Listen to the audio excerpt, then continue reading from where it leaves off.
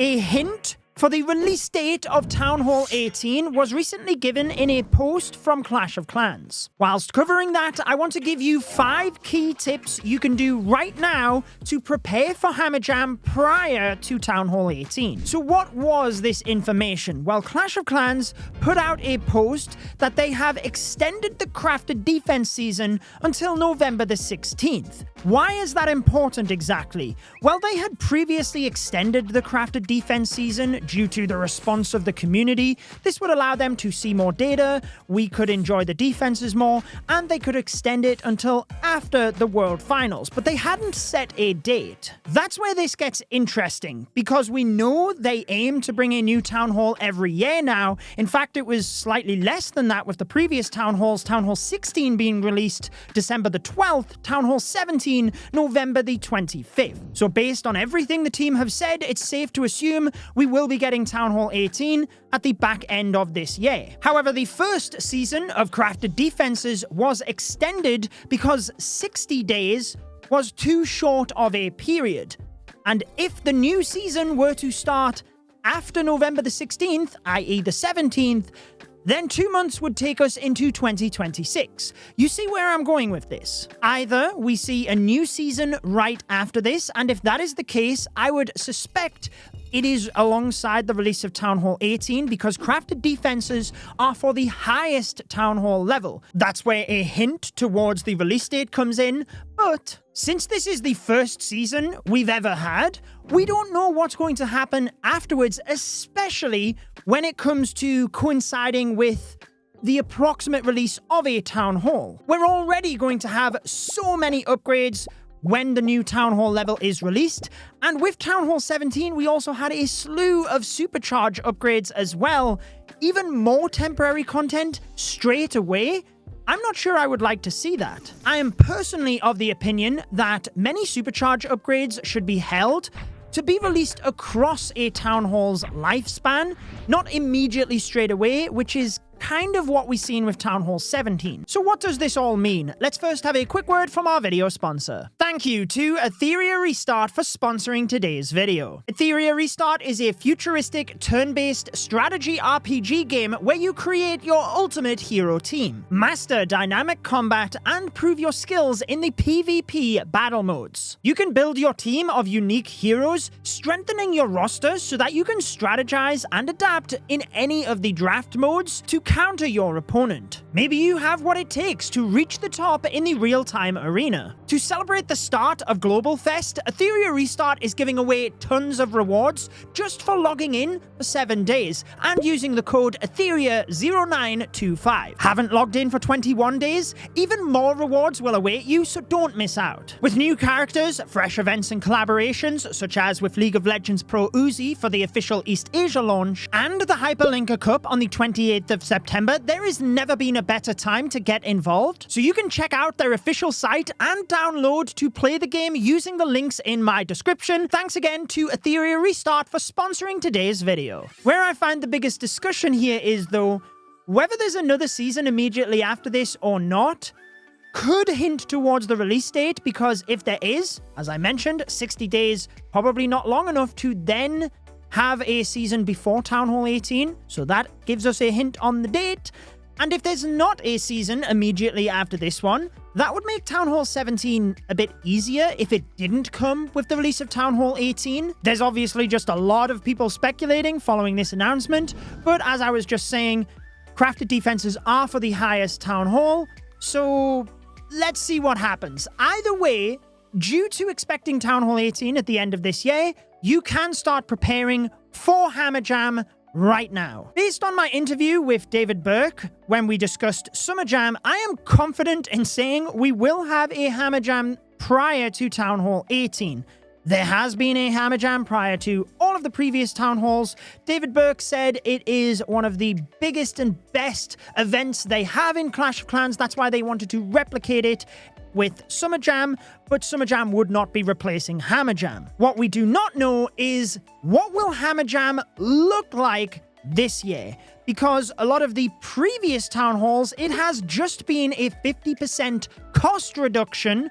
However, last year, we had a 50% cost and time reduction alongside resource boosts as well. I would like to think, given the success of Hammer Jam last year and the positive feedback, they would replicate that this year, but I guess alongside the release date, this is all just speculative. But the practical tips would be the same irrespective of what happens with Hammer Jam. It just determines how much value you will get and how much easier it makes your life when it comes to Hammer Jam. So let's go through them. First of all, you need to start stockpiling to take the best advantage of Hammer Jam. Whilst it might feel like your progression is temporarily slower because you're not using any items right now, this will pay back dividends and mean that you make even more progress once it does get to Hammer Jam. How exactly do you do that? Well, first of all, you want to be saving any of your CWL medals you get from now until Hammer Jam. There is a limit of 2,500 medals, so this depends on how many medals you already have, how high up in the leagues your clan is,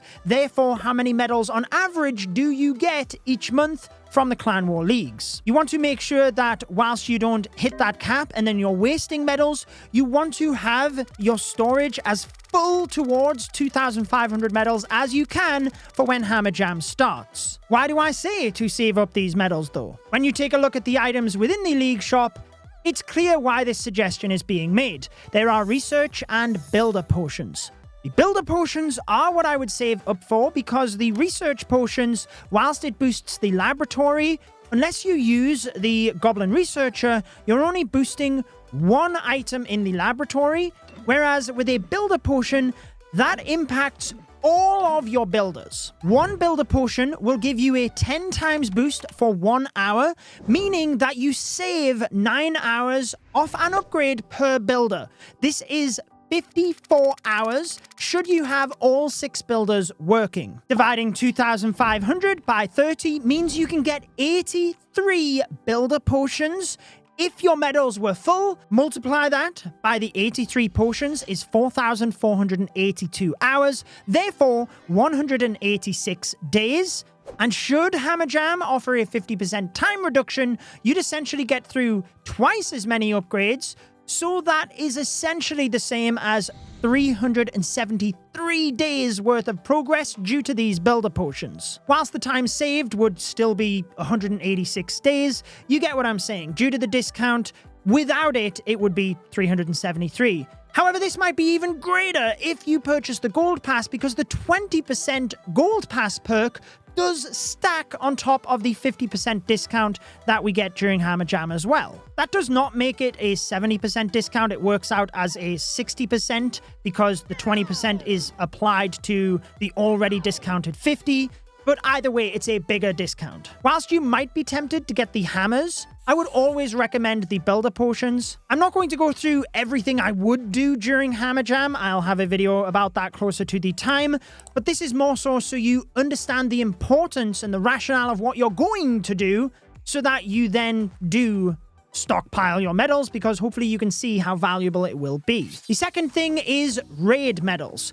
Whilst this one doesn't provide as much value as the Clan War League medals, what it does is mean that you could take advantage of the research potion. I'd recommend the builder potion over the research potion when it comes to CWL medals, but since you can't get a builder potion for raid medals, the research potion would still give you better value in the lab, because typically that is reduced as well. Especially because last year we had the Goblin Builder and Researcher.